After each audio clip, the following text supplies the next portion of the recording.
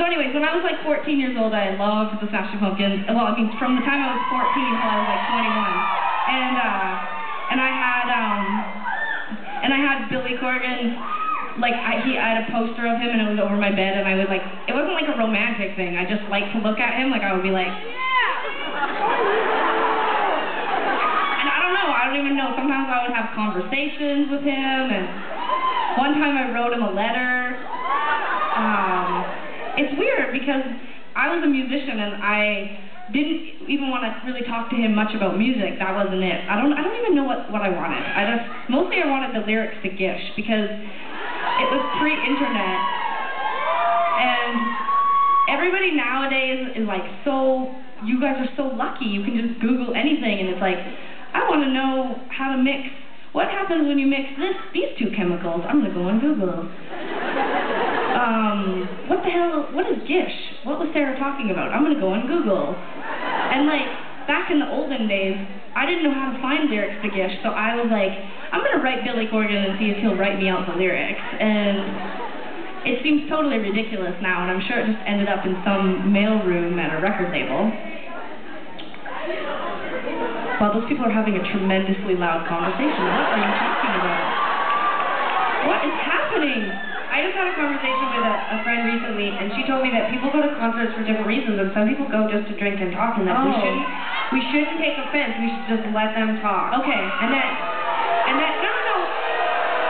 Maybe they're talking about Gish. I'm talking about Gish. I know, but I was going to say that I was thinking about it the other day because back in the day, I mean, we've been doing this for 10 years, and we used to play to like 50 people, and they listened. Because if they didn't, Sarah would go off the stage and be like, hello, why aren't you listening?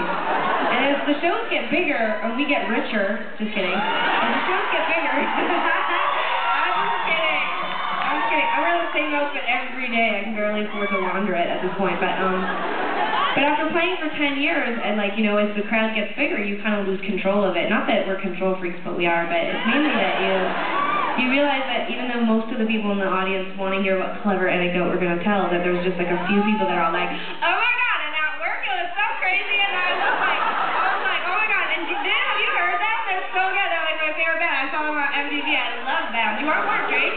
Why are these people singing around us? It's so annoying, I can't hear anything that you're saying.